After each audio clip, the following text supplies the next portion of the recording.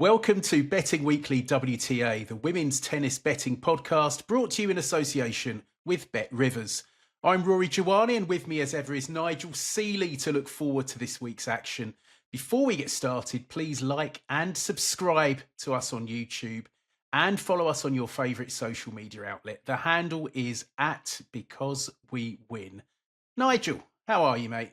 Back from your Dutch travels? Yeah. I come back with a bit of a sore throat. Actually, it was there was a bit of a. You wouldn't be the first person to come back from Amsterdam or near there with a sore throat, mate. Well, I mean, I was based in Rotterdam. Went to Amsterdam for one day, but there was a lot of players going down with a flu epidemic out there. A lot of people went down. I got back on the plane coughing a little bit this morning, a bit of a sore throat. But yes, returned back, and it was a very, very profitable week for yourself. I bet your tip as well. So we've done all right in your pick, and then we've done well with Sean Calvert's bets over there in Rotterdam on fire. We got the finalists as well. So it's been a good week for the tennis bettors here on this channel. And, after what has been quite a bit of an unlucky start to the year, we hit a bit of form. So we're a bit unfortunate today. I thought she'd win in the first set as well, but wasn't to be. But nice each way winner.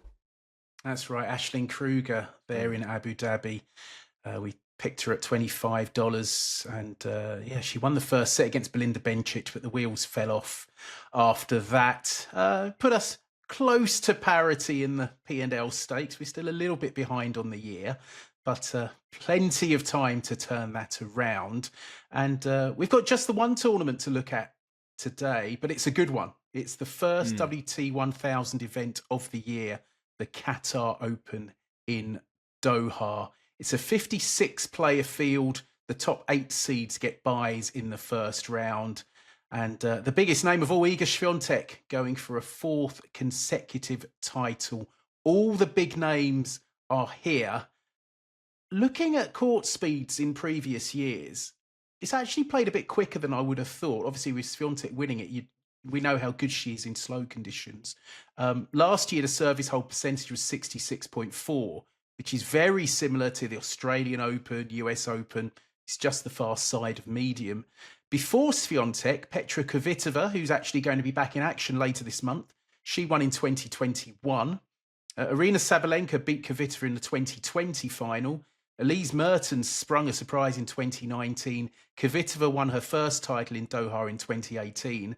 And Karolina Pliskova won in 2017. So Swiatek apart, it's tended to favour the bigger hitters and servers. Weather-wise, quite pleasant this time of the year in Qatar. Mid-20s Celsius, high 70s Fahrenheit.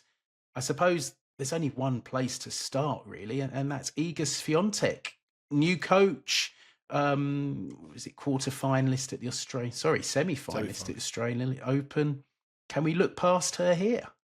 Well, I mean, I've been to this place before. I've been to Qatar. I went to the World Cup, and I've got a friend. I've actually been to the tennis centre as well. And one thing I will tell you about Qatar, it's very, very, very cold at night. I mean, you might be 20 degrees during the day, but in the evening it gets really, really cold. If you watch the television coverage, there's a lot of people with blankets. It gets quite windy as well in the evening. Well, it has before. The weather forecast doesn't have really much wind, but the conditions during the day are usually quite quick. The conditions at night usually change massively. That's on the men's tour as well. So it is a tournament where the scheduling is very, very key. So if Swiatek being a 3-time successive champion here, you would think that she'd be scheduled to play in the conditions which would suit her, which would be in the evening. Sabalenka is the tournament favourite. I think that she's obviously a player that will be bitterly disappointed with her performance against Madison Keys in the final when she got back to one set love, and her body language after that final when she showed some petulance on the court, and then she suddenly automatically changed and she was smiling and everything was all right. I think that's going to take her a little bit of time to bounce back, because at one set all she was trading like -$5 and should have gone on to win that title.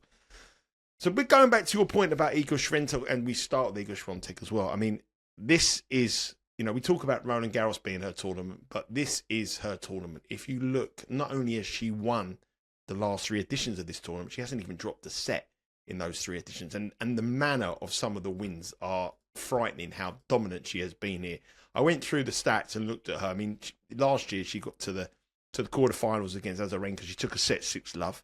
She got a set to 6 in the first year she won it in 2022, she won 6 sets, bagels in the tournament, including in the final. She won 6-love in the final. She won 6-love again in the last 16 match that she played. So she has been involved in some very, very, very, very one-sided wins here. And she's never dropped a set. So I think the conditions do suit her because of the changing conditions in the evening as to the day. So I disagree with Bet Rivers here on these odds because I think she's the person to beat. And I think given that her record is so good, and if she played Madison Keys in that match again, that semi-final, when she had match points, she would have won that match. I would say if they played 50 times, she'd win it 45 times out of the 50. She was exceptional on her route to the semi-finals in Australia in a court that shouldn't suit her. So I think Swiatek fans should have a lot of optimism going into this tournament. Because her record in it, with the conditions, I think will suit her, and her form. Her form is good.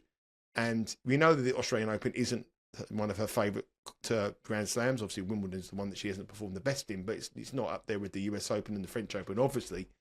But I think her form is good enough. And looking at this draw, I think she's positioned in the bottom half, which is much better. I think you want to be in the bottom half. And I'm slightly surprised that she's the underdog here. Sorry, not the underdog, but she's not the sort of favourite. Sorry, I meant, you know what I mean? Against Sabalenka, I'm surprised that Sabalenka is a clear favourite to win it. Yeah, we can just run through those odds. Aryna Sabalenka, the plus 270 favourite. Iga Swiatek, plus 370.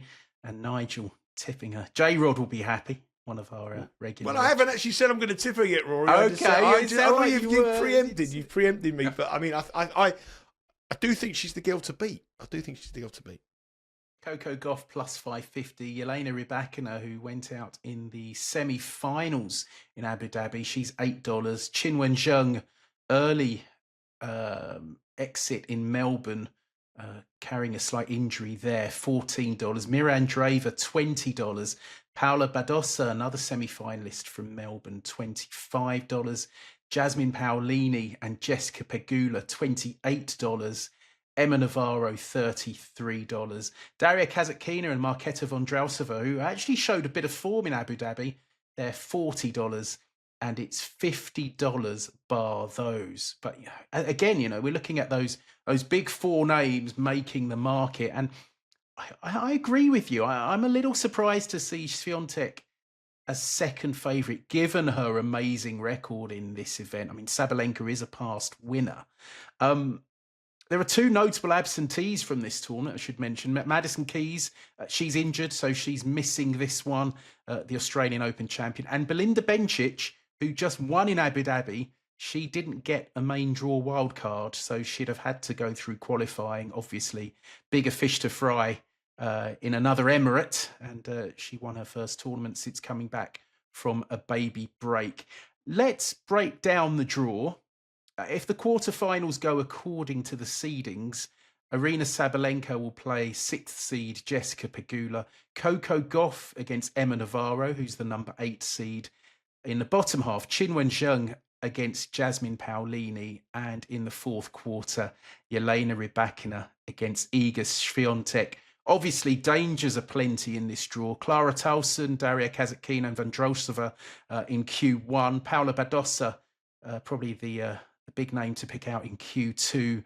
Ons Jabeur and Deanna Schneider in Q3. And in Q4, Mirandreva's there. Plus, there's a tasty first-round clash between Donna Vekic on Linda Noskova. My first impression looking at the draw was that the third quarter maybe was the weakest. And the bottom half probably is slightly the weaker of the two, Nigel. Yeah, the other thing we've got to mention is it's the first time it's been an 1,000 event, hasn't it? It's been upgraded from a 500 event last year. So there's a lot, Iga Swiatek has got a brilliant record here, but the quality of players in it has never been as good as this. This is the strongest edition of the Qatar Open. So that's one thing I would say. I mean, in Q1, if we break it down, Sabalenka starts off with a bye. She gets a bye through, and then she'll play Raducanu or Alexandrova, who will be a repeat of the Australian Open match that they played, where I was very heavily with Alexandrova. I do think Alexandrova will win that one, actually, but there you go. We'll come on to that another day. But there's Towson in there. Kanevskaya is not playing very well. You've got Kasatkina, who's very disappointed last week. Potapova, who's still playing in Romania. So she's got to get, the tournament starts tomorrow, she's got to get from Romania for the final all the way across to Qatar. And, you know, it's a 7-hour flight, 8-hour flight, whatever it is from there. Vondrousova against Svitolina and Pegula. That's in the first quarter. That's a difficult quarter, given that Pegula has got to the final here before 2 years ago, which we got Swiatek beat her in that final. So that's a difficult section of the draw. Q2 is interesting. Goff I think she will like the conditions, but I don't think all is right with her. I've said this before to you on these shows at the start of the year. I think she needs everything to be absolutely spot on at the moment, and I don't think everything is spot on for her. So, you know, she would be the one player that you might think could come through, but the way she got beat by Badosa, and she struggled against Bencic in the Australian Open as well in the round of 16, and she didn't look very good against Jodie Burrage as well in the second round of that tournament as well. So her form is questionable. So I'm not totally convinced by Goff, even though that you would think she would come through. Navarro, I think it'll be a little bit too slow for her. I do think this is going to be on the slow side. Obviously, I think it's going to be more slow on the scheduling, but I think it's going to be more slow than quick. Badosa, as you said, she should come. She's difficult, but I think Q2 is pretty difficult to find someone. I do think there could potentially be someone coming through there that might shock you, but to find it, I think it's quite hard. Q3 is the easiest one, as you say. Paolini didn't do anything at all at the Australian Open, a player that I thought might go backwards this year, and, you know, to lose against Svitolina and the manner she lost against Svitolina, she lost the final set in that match, 6-love. You know, now to come straight here after that real disappointing loss, I think she might want to get back to the European clay court season and try to get her form back. I think this time of the year she could be opposable. Schneider is interesting. Zheng, not for me. Schneider's been in and out this year. But then you've got that Q4 where you've got Rybakina, Mira Andreeva, and Iga Swiatek. And I just think that Swiatek will take some serious stopping in that section. And you preempted it, Rory, but Iga Swiatek is my bet here at plus 370 for the reasons that I stated. And then if we just look, I mean, I've jotted it down here, but I want to actually read you these stats. So in 2023, Swiatek beat Pegula in the final 6-3, 6-love. She then played in the semi-finals against Kudermetova. She won 6-love, 6-1. And then in the last 16, she played Collins. She won 6-love, 6-1. That was how dominant she was. Pretty similar things in 2024.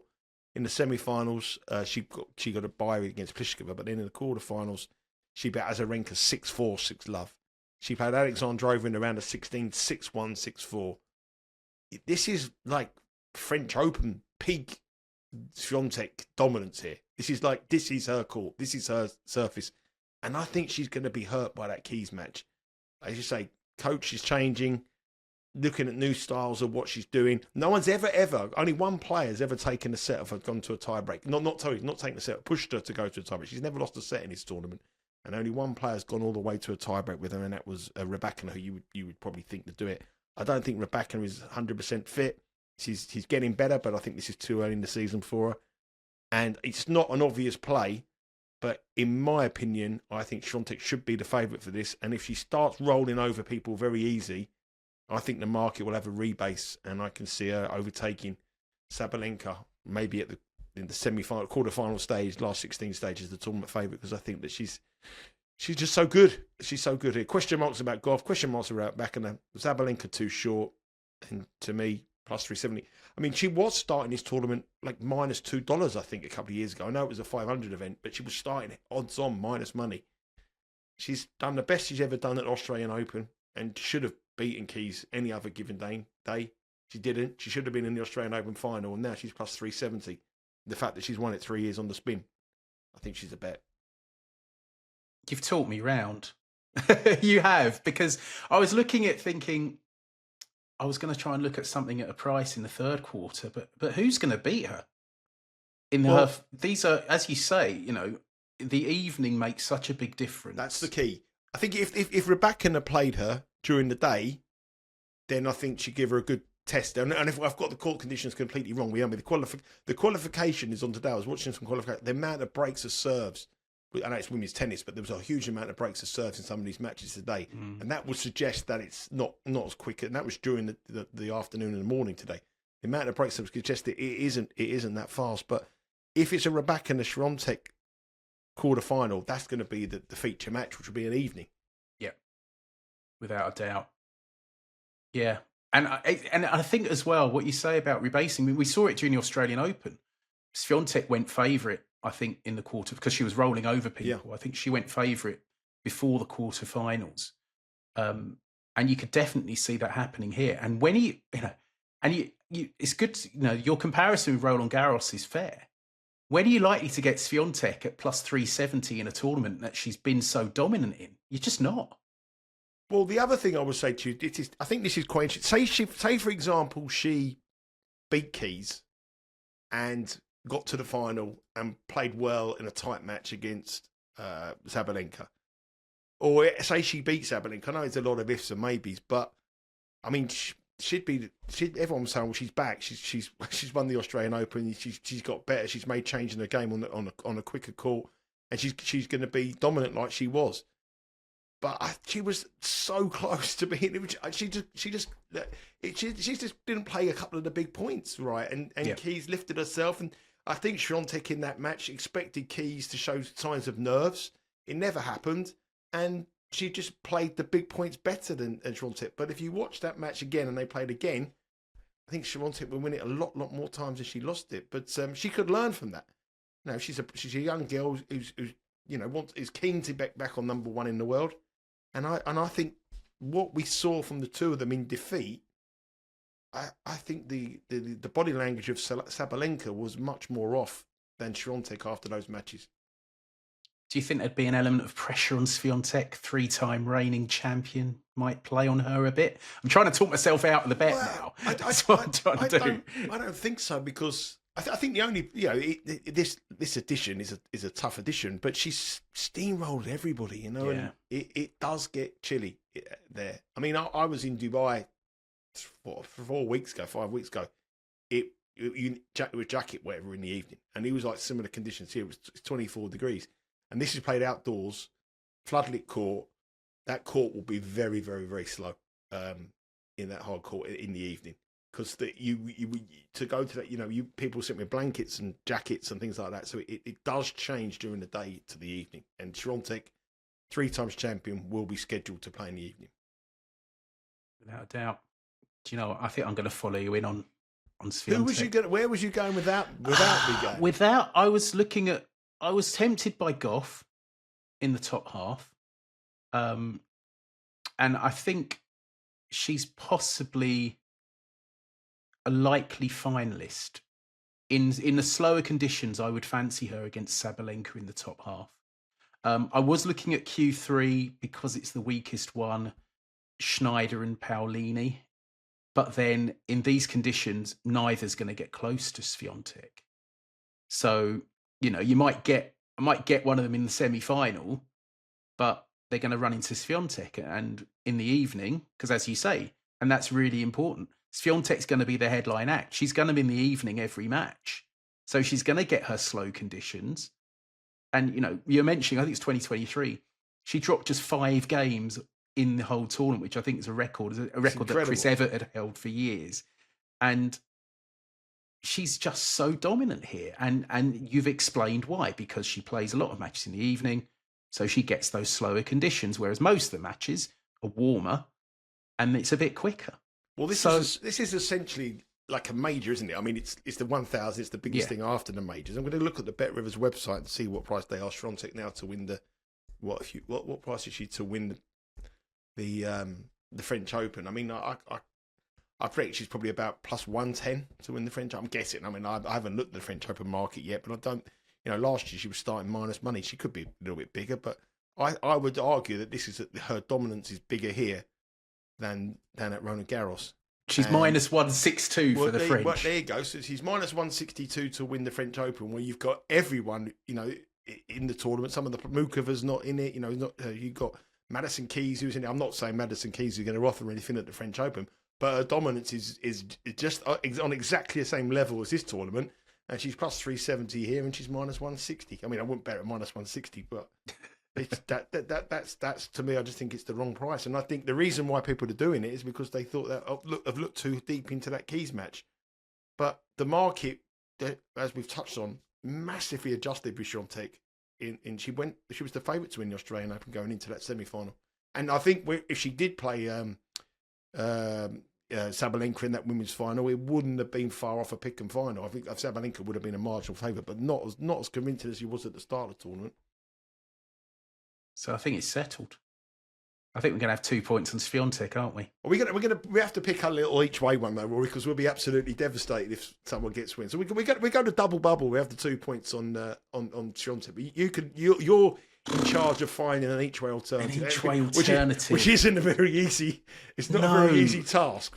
I mean, I suppose you've got to look in the top half. Someone who can get through the early rounds in quick conditions and then win their semi-final in slow conditions. Well, Badosa was the one that I thought potentially could do that, because she's got the tame game. Exit last week though against Linda Noskova. I mean, that would put me off because she got steamrolled in the second set. But she also had she wasn't very happy with her performance against Sabalenka. She was very, she started off fast, but then she got ground down. But you want someone who can mix it up and play in 2 different conditions, and there's not many of them who can do that. And so she was. I was looking at Sabalenka, Badosa, and Iga Swiatek against Schneider. That was my sort of looking to the semi-finalists. So I liked your Schneider angle as well, but I just can't see how Schneider can. You need Swiatek beat before like the semi-finals, and I don't see how anyone could beat it before that. If she's going to get beat, she could get beat on a day in the final. If Sabalenka and Swiatek and it's scheduled in the afternoon, that could be Sabalenka and Swiatek. She could get beat there, but I just can't see her getting beat by anyone on the route to there. I mean, honestly, I'm looking at that second quarter. I'm finding it very hard to see past Goff, and she's not really an each way price at plus 550. I thought I didn't think she was too bad in Melbourne, but obviously that defeat to Badosa wasn't great. There was the signs in the match against Burridge, wasn't it? You tweeted about it, time she's in trouble in, and I just thought to myself, hang on a minute, she's not at it. But as I'm looking here, I'm looking at the odds comparison sites over here in the UK. We can look at odds comparison. Swiatek is starting to go blue, which means that people are betting her. And that is always a good sign for me. And I just think this is a carrot that's been dangled that is too big. I'm trying to see if I can find anything at an each way price, and I'm really struggling. As I say, the scheduling is so important. It's really important here. I did like the look at Schneider at $66, but she's in the wrong half. If I had to pick one, the other one who's showing a little bit of signs of coming back and who can mix up in both, because this is on Jabeur, but I'd want on Jabeur in a bit more. I want to see a little bit more than her, but I've seen I've seen a little bit of slices improvement in the Tunisian since she's start of the year. I can see her doing it. She pushed Rybakina very close. She should have won that. I think Rybakina was pretty average in her first two matches. She was very close to beating Navarro in the Australian Open. Andreeva at Brisbane, it was a tight second set. She's one I feel that you could get through at a big price, and you'll think yourself, she could win a tournament. But I just think at 1,000, I'd rather bet on Jabeur at 8-1 or 9-1 to win a 250 than take the 50 to 1 and win 1,000. So I think when she goes up a level, she's a little bit off the pace at the moment. But if you're talking about someone who can mix it up, you want someone who can play on the quick editions, and on Jabeur has got all the shots. Her record at Wimbledon, exceptional record at the French Open is pretty good as well. So she can play a multi-court, multi-surface player. So she was one I thought potentially, but I think she's got a difficult opener. So she's got Kessler in the round one, then she plays Zheng in round two. She's got a difficult draw, but she is in that third quarter. Okay, I think I might have found one. And you're going to probably laugh because She didn't do very well last week. Daria Kasatkina. Oh, no, not her. I've lost more money on her than anybody. I think slower conditions, she could have a chance. I mean, she ran into Aisling Kruger this week, and Kruger was serving very well, played really well in the final set. But I thought Kasatkina, especially early on in the match, looked very good. I mean, Kruger didn't start that match well. I mean, that first quarter is really tough, though. I think I'm going to talk myself out of that. Let's look at the second quarter quickly. Just one thing about Kasatkina before you move on to Q2. I mean, she's scheduled to play Potapova in round 1, which is a difficult match. But there is a slim possibility that Potapova may pull out if she wins the tournament in Romania. I don't think she will because it's 1,000. But the preparation will not be ideal to go from Romania across here to play in the first round. So Kasatkina may be somebody you want to bet in the round 1 to beat Potapova. And when you look at the draw, you look at the percentage chance of her to win round 1, and it's sort of factored in, and she might overcome her fairly comfortably in round 1. So that will give her a chance, obviously, to get through to the second round. Yeah, no, I'm struggling. I'm really struggling. It's got to be Q2 really, because Q1 is hard, and you said that when you were going through the draw. And you're looking at Q2, and it's full of players like Anisimova. She'd want it quicker. Azarenka probably passed her best. Kudermetova, Veronika Kudermetova, who got double bageled this week by Belinda Bencic. She'd want it quicker. Kostyuk should probably want it quicker. A lot of players who don't go looking for the bet, Rory. Let the bets come looking. Let's just stick with Swiatek. It'll be a big social media cheer because we get a lot of criticism on this show for always trying to oppose Swiatek, and the reason why we try to oppose her is price, and now she's a price that I think is value. So, we don't. We're only telling you what we think the value is, and if she's minus 125 to win a tournament or even money to win a tournament, we're always going to be looking for each way value against her. At this price here at plus 370, and we're a tournament which is, I don't think there's a player in the world of tennis, well certainly on the women's circuit, who hasn't got a more dominant record as she has here. And to get plus 370 is insane. There you have it. We're all aboard the Iga Swiatek train in Doha. Give us your thoughts, put your comments, put your tips for the tournament. Let's see what you think. I think we're all in. We're all in on Swiatek to win a 4th consecutive Qatar Open title. But yeah, I think I'm on the live show on Tuesday, am I? Or have I got that wrong? I think you're on. I think you're in this week. It might be Monday, early this week, some point this week. I think it's Monday. It's the Champions League, isn't it? This week to Tuesday. Oh yes. Tuesday and Wednesday. So we have the Champions League on the live show. So, but we're having a lot of tennis next month. There's an awful lot of tennis on the live show because there's not a lot of soccer action over here in the UK when that goes on. But yeah, but you're on next week, and you'll be on quite a lot in the next few weeks with the tennis coverage building up. Absolutely, and hopefully I can tip some winners in the match bets. He had a good show midweek with the action in Cluj and Abu Dhabi. But that's the WTA show, Betting Weekly WTA. All aboard Swiatek. And Nigel, you and Sean looking ahead to, is it 3 tournaments you've got in the ATP this week? I know there's. I know. Do you know what? I'm going to look at it now. I think there's. I don't know. I know Sean's in Delray Beach. He's gone to Florida because I've seen him. Very jealously seen him with all sunbathing in the sun shining. The other thing, just one other thing. Sorry, before we leave this behind, I do believe as well. If Iga Swiatek wins this tournament, she retains world number 1 ranking. She overtakes Sabalenka, so that's another massive incentive. There you go.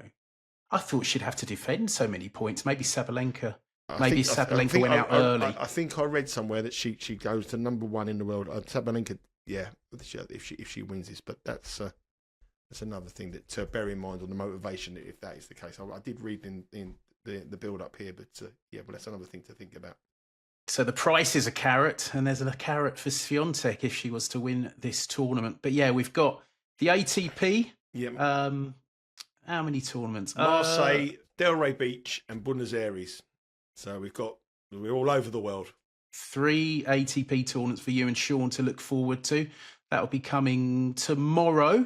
Yeah. And as you said, Nigel, we've got Champions League midweek. and so much more action to come on with all the tipsters coming up.